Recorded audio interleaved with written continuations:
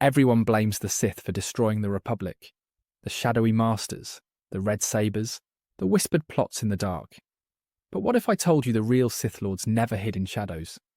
They sat in the Senate. The galaxy's downfall wasn't caused by the Force, it was caused by politics. Because evil doesn't always wear a hood, it wears a smile, a polished robe and a vote of confidence. The Senate didn't just allow the Republic to fall, they voted for it, cheered for it, and called it progress. The Sith may have corrupted the Jedi, but the senators corrupted democracy itself. They claimed to represent the people, but they served credits, corporations, and their own careers. They sold morality to the highest bidder and called it compromise. And by the time they realised what they'd become, it was already too late. The dark side didn't need to conquer them because they had already become it. Palpatine didn't overthrow the Republic. He inherited it. Every corrupt deal, every emergency power, every cowardly vote gave him the Empire piece by piece. The Senate wasn't tricked into tyranny. It built it. The greatest trick the Sith ever pulled wasn't hiding. It was convincing the galaxy that democracy could never fall from within. In this video, we'll explore how the Senate became the real Sith Order, how its greed doomed the Republic long before the war, and how the greatest evil in Star Wars wasn't born in the dark. It was elected in the light. The Sith are easy to hate. They wear black robes, talk about power, and shoot lightning out of their hands. It's not exactly subtle. But what if the true villains of the Republic didn't need red lightsabers or ancient rituals? What if they wore fine robes, smiled for cameras, and debated ethics while the galaxy burned? The Galactic Senate didn't destroy the Republic overnight. It rotted it from the inside out. By the time of the Phantom Menace, the Senate was already collapsing under its own weight. Bureaucracy had replaced leadership, greed had replaced justice, and due process had become an excuse to avoid responsibility. Senators were too busy protecting their own interests to protect the people they represented. Palpatine didn't corrupt them, he just gave them a system that rewarded corruption. Look at how Naboo's crisis begins. The Trade Federation invades an entire planet, blockades its people, and the Senate's response is to form a committee. Not an army, not an investigation. A committee. The galaxy's most powerful governing body can't even agree that invading a peaceful world is wrong. That's not politics. That's moral paralysis disguised as diplomacy. And that paralysis is what Palpatine built his empire on. When Padme declares, "The Senate is corrupt," she's not exaggerating. She's describing a system so bloated that inaction became the default setting. The senators weren't victims of the Sith. They were collaborators who let evil flourish because it was profitable, convenient, and politically safe. Corruption in the Senate wasn't a flaw. It was its foundation. Mega corporations like the Trade Federation, Techno Union, and banking clan bought influence openly, and nobody stopped them because everyone benefited. War wasn't a tragedy. It was an investment. And as long as the credits flowed, no one cared who was dying on the outer rim. The truth is, Palpatine didn't need to brainwash the Senate. They brainwashed themselves. They believed they were protecting democracy even as they dismantled it piece by piece. They passed emergency powers for the greater good, voted for surveillance for safety, and justified war for stability. Sound familiar? The Sith believed in domination through power, but the Senate achieved domination through apathy. They enslaved the galaxy not by force, but by paperwork.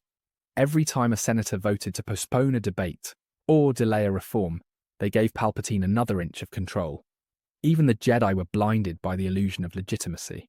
They followed orders from the Senate because they believed democracy couldn't be corrupted.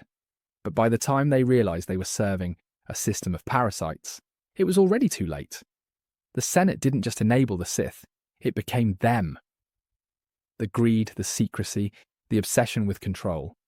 All of it was there long before Darth Sidious ever revealed his face.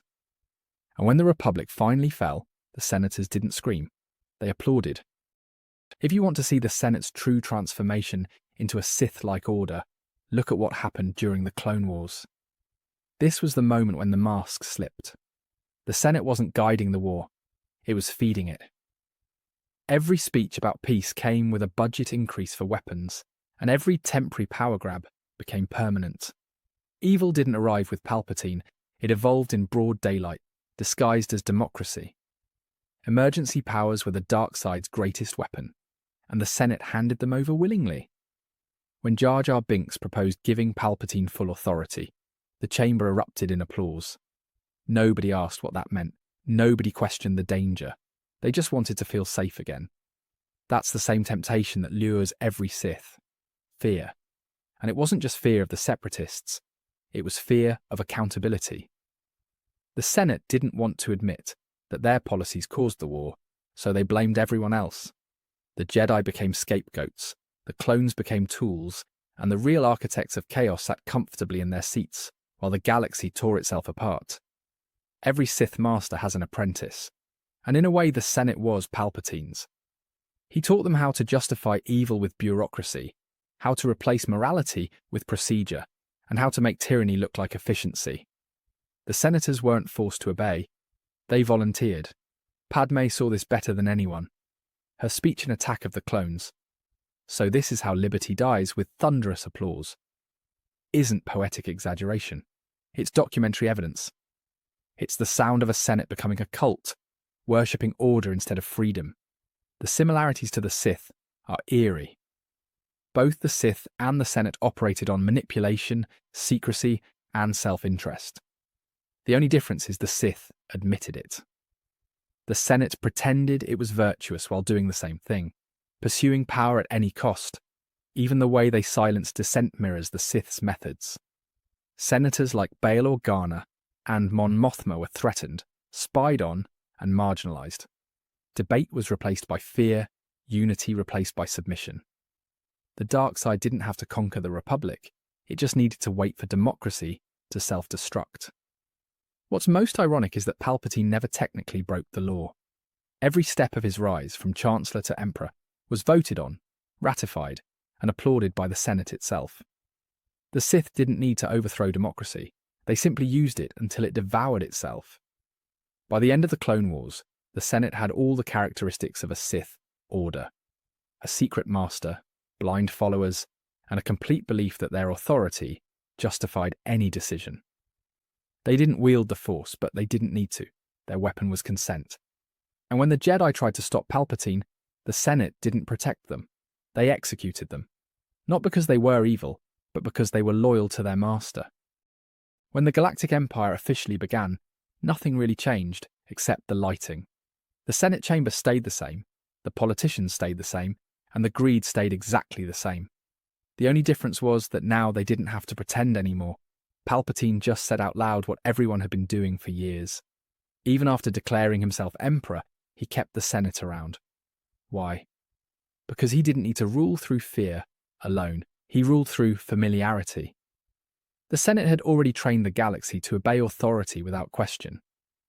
All he had to do was remove the inconvenience of voting. That's the ultimate irony.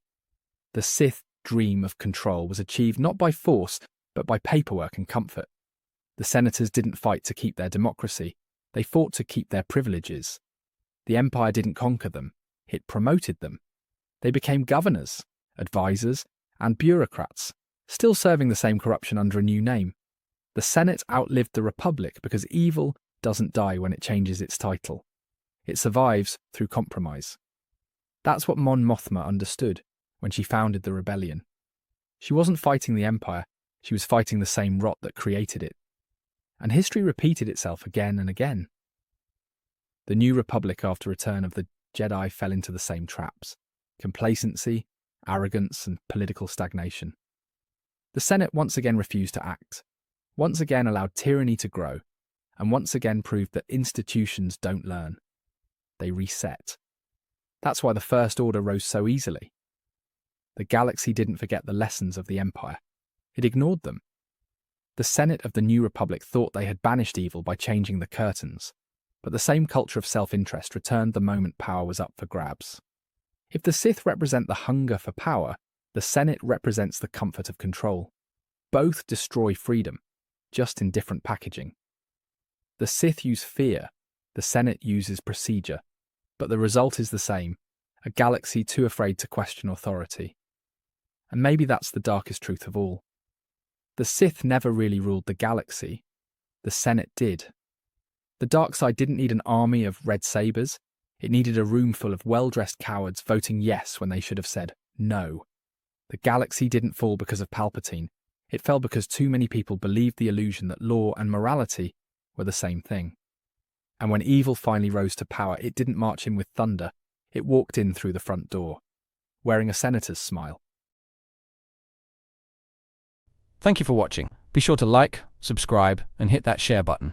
My main channel is Critical Analysis Hub, where I post Star Wars content about the movies. My secondary channel is Critical Analysis Hub Plus, where I focus on the shows of Star Wars. And my third channel is Critical Analysis Hub XP, where I post comic books. Be sure to take a moment and check them out. Thanks, and may the Force be with you.